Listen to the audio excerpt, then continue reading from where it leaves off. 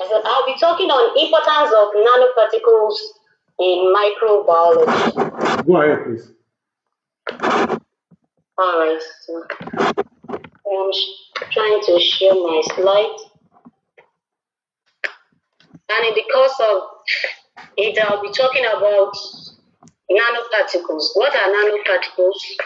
Nanoparticles are particles of matter with a diameter of 1 to 100 nanometers and can also be called ultrafine particles.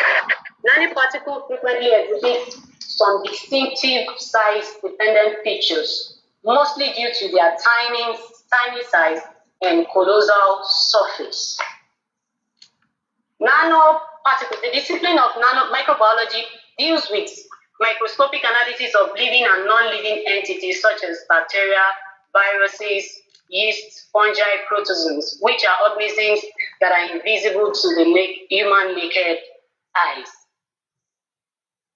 So this is my introduction. Talking about nanoparticles, they are so small, they are minute, they cannot be seen with the naked eyes, and they are of the scale of 10 raised to the power of -9 nanometer in size. So we have different types of nanoparticles.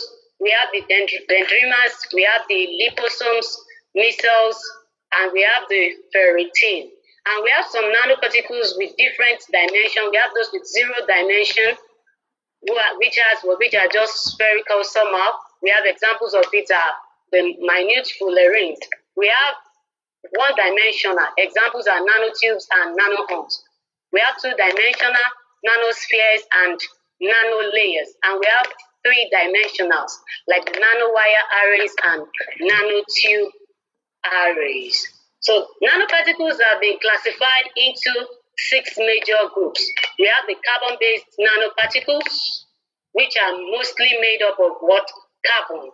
They are mostly made up of carbon. Then we have the metal nanoparticles. These metal nanoparticles has what? Metal as their what? As their precursor. They are mostly made of metals. And a very good example is silver nitrate, copper nitrate, our gold nitrate. Then we have the lipid-based nanoparticles. These ones are made mostly of what? Lipids. They are made up of what? Lipid. And a very good example is the polymeric nanoparticles. We have our semiconductor nanoparticles, and we have our ceramic nanoparticles. All of these are what? Examples of classification of our nanoparticles.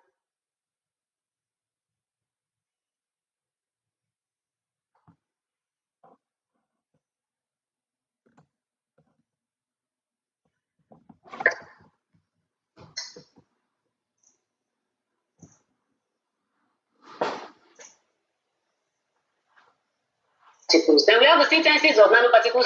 We have major 2 approaches for nanoparticles. We have the top-down and we have the synthesis. So the top-down is known as, what happened in the top-down is that most of the particles, physical method, are used on this nanoparticle to synthesize or to break the larger particle into the ultra-fine size that we want, so as to produce the desired nanoparticle. And under the physical mode of synthesizing the nanoparticle, the mechanical milling, electrospike like that. Then the bottom up is like synthesizing these nanoparticles from more smaller or minute atomic or simple molecule by the process of reduction, whereby a kind of a reduction reaction come up, and some of those nanoparticles are built up from the smaller ones. And under the bottom of we have the chemical and then the green or biological procedure for synthesizing it. The chemical is the major one using most of the chemicals method. An example is classical vapor deposition. We have the sol gel process. We have the co-precipitation.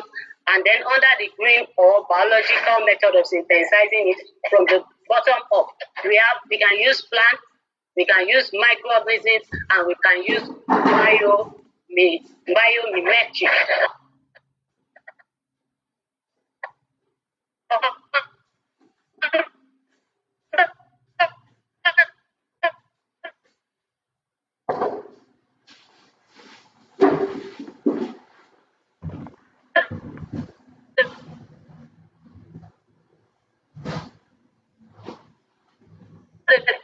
different plants could be used in synthesizing chemicals, and many have been used from cells. They could be synthesized from pollen or from enzymes.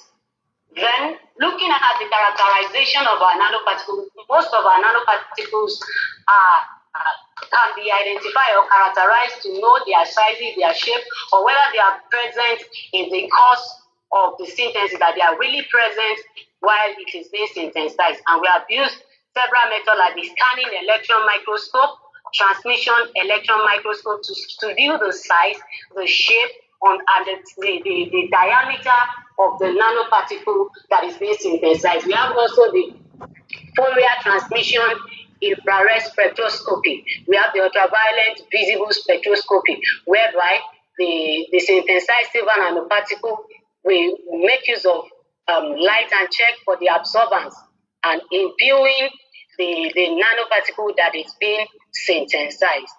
Then we have some of the properties of this nanoparticle, which are majorly what is being used, which is what we depend on for their application, particularly in microbiology or in other aspects. We have their